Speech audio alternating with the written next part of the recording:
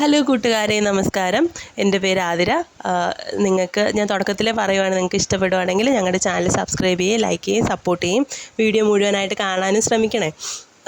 അപ്പോഴത്തേന് ഇത് ഒരു മോർണിംഗ് വ്ളോഗാണ്. മോർണിംഗ് വ്ളോഗെന്ന് ഇതിനൊരു വ്ളോഗെന്ന് പറയാൻ പറ്റുമെന്ന് എനിക്ക് അറിഞ്ഞുകൂടാ. കാര്യം ഞാൻ ഇങ്ങനത്തെ ഒരു വീഡിയോ ചെയ്യണത് ആദ്യമായിട്ടാണ്.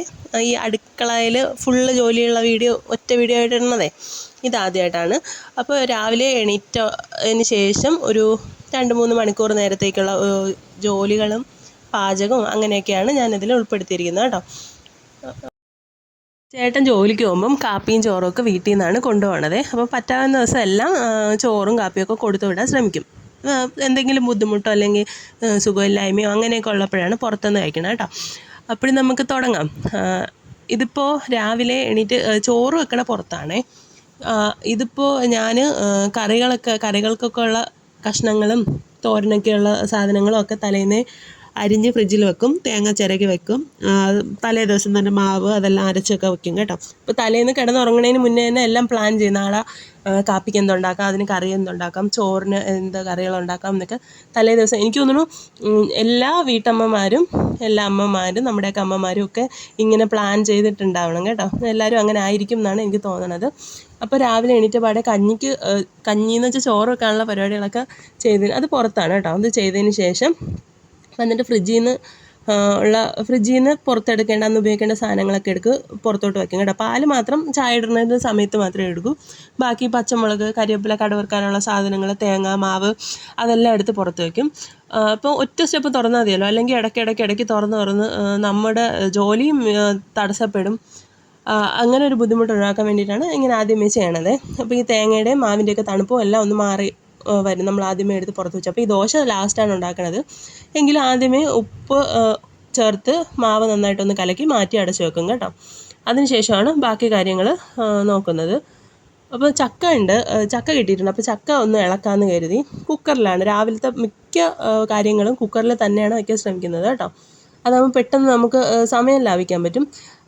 ചക്ക തലേന്ന് അരിഞ്ഞ് വെച്ചിട്ടുണ്ടായിരുന്നു. അരിഞ്ഞ് വെച്ച ചക്കയിൽ മഞ്ഞൾ പൊടി ഞാൻ ചിലപ്പം അരപ്പിൻ്റെ കൂടെ ഇട്ട് അരയ്ക്കാറുണ്ട്. ഇന്നിപ്പം അതിലേക്ക് ചേർത്ത് കൊടുത്തു, ഉപ്പും ചേർത്ത് കൊടുത്തു. ശേഷം ഒരു ജാറെടുത്തിട്ട് ആവശ്യത്തിന് തേങ്ങ, പച്ചമുളക്, ചെറിയ ജീരകം, പിന്നെ വെളുത്തുള്ളി, കരിവേപ്പിലയും കൂടെ ഇട്ട് നന്നായിട്ടൊന്ന് അരച്ചെടുക്കണം കേട്ടോ. ഇച്ചിരി വെള്ളം കൂടെ ഒഴിച്ചോണേ.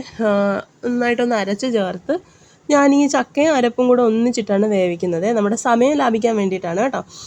എന്നിട്ട് ഇതിലേക്ക് ഒന്ന് ചേർത്ത് കൊടുക്കുക. ഇത്തിരി വെള്ളവും കൂടി നമ്മൾ ആ ജാറിലേക്ക് തന്നെ ഒഴിച്ച് കുറച്ച് വെള്ളവും കൂടി ചേർത്ത് ഞാൻ ഇങ്ങനെ ഒന്ന് കുടുക്കി, അതാകുമ്പോഴത്തേനും ഇങ്ങനെ ഒന്ന് കുടുക്കി കൊടുക്കുമ്പോഴത്തേനും എല്ലാ സ്ഥലത്തും എത്തും കേട്ടോ. അപ്പോൾ ഇച്ചിരി കളർ കുറവുള്ളതുകൊണ്ട് ഒരല്പം മഞ്ഞൾ പൊടിയും കൂടി ചേർത്ത് നന്നായിട്ടൊന്ന് കുടുക്കി അടച്ചു വെച്ച് ഒന്ന് വേവിക്കാൻ വേണ്ടിയിട്ട് വയ്ക്കുവാണെങ്കിൽ ഒരു 4-5 വിസിൽ കേൾപ്പിക്കും കേട്ടോ. 4-5 വിസിൽ കേൾപ്പിച്ച് ഒന്ന് മാറ്റി വെച്ചേക്കും. ചോറ് കോരി നമ്മൾ ചോറ്റുപാത്രത്തിലാക്കണ സമയത്തായിരിക്കും ഞാനിത് തുറന്നൊന്ന് ഇളക്കി കൊടുക്കണത്. ഇതാകുമ്പോൾ തവിയിട്ട് തന്നെ നമുക്ക് ഇളക്കാൻ പറ്റും. അല്ലെങ്കിൽ നമ്മളെ വീട്ടിലൊക്കെ പണ്ട് ഉപയോഗിക്കുന്ന തുടുപ്പൊക്കെ എടുക്കേണ്ടി വരും കലത്തിലൊക്കെ ആകുമ്പോൾ. ഇതാകുമ്പോൾ നല്ലതായിട്ട് വെന്ത് കിട്ടും. അപ്പം ഇന്നലെ ക്യാബേജ് തോരനായതുകൊണ്ട് ഇന്ന് ക്യാബേജ് മെഴുക്ക് പുരട്ടി വയ്ക്കാമെന്ന് വിചാരിച്ചു. ക്യാബേജ് അരിഞ്ഞ് വെച്ചിട്ടുണ്ടായിരുന്നു. ഇതിന് വേണ്ടുന്ന സവാളയും പച്ചമുളകൊക്കെ ഞാൻ പിറ്റേന്ന് അരിഞ്ഞ് വെക്കത്തുള്ളൂ കേട്ടോ. സവാള ഒന്നും തലേ ദിവസം അരിഞ്ഞ് ഫ്രിഡ്ജിൽ വെക്കൂല, വിഷാംശം വരും എന്നൊക്കെയാണ് പറയുന്നത്. അപ്പോൾ അതൊന്ന് മാറ്റി വെച്ചതിന് ശേഷം മീൻ കറി വെക്കാനായിട്ട് നെത്തോലി മീനാണ് കിട്ടിയത്. നെത്തോലിയിൽ അതൊന്ന് പച്ചമുളകും മുരിങ്ങയിലയൊക്കെ ഒന്ന് കീറിയിട്ടതിന് ശേഷം തേങ്ങ, മഞ്ഞൾ പൊടി, മുളക് പൊടി, പുളി ഞാൻ പിഴിഞ്ഞൊഴിക്കാൻ സമയമില്ലാത്തതുകൊണ്ട് അതിലിട്ട് അരച്ചു.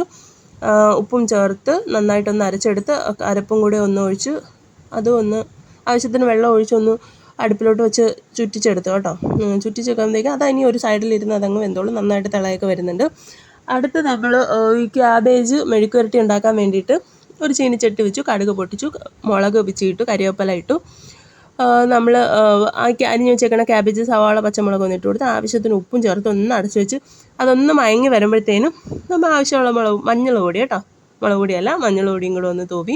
മുളക് പൊടി ഇട്ടില്ല, പച്ചമുളക് ഇട്ടിരിക്കുന്നതുകൊണ്ട് മുളക് പൊടി ഇട്ടില്ല. അതും ഒന്ന് ചെറിയ തീയിൽ വേവാൻ വെച്ചു. ചമ്മന്തി ഉണ്ടാക്കാമെന്ന് വിചാരിക്കുന്നു ദോശയ്ക്ക്. മിക്സിയുടെ ജാറിലേക്ക് കുറച്ച് ആവശ്യത്തിനുള്ള തേങ്ങ ഇട്ട് ചെറിയ ഉള്ളി ഇട്ട് കൊടുത്തു. കാന്താരി മുളക് കുറച്ച് കിട്ടിയിട്ടുണ്ട്, അത് ഇട്ട് കുറച്ച് വെള്ളം ഒഴിച്ച് ഒന്ന് അരച്ചെടുത്തേ.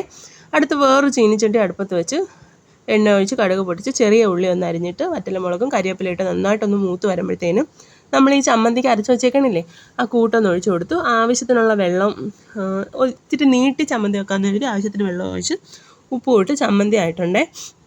അപ്പോൾ ഇനി ലാസ്റ്റ് പരിപാടിയാണ് കേട്ടോ. അടുപ്പിൽ ചായക്കുള്ള വെള്ളം വെച്ചിട്ടുണ്ട്. ഇനി ദോശ ഞാൻ കാപ്പി എപ്പോഴും ലാസ്റ്റാണ് ഉണ്ടാക്കാറ്.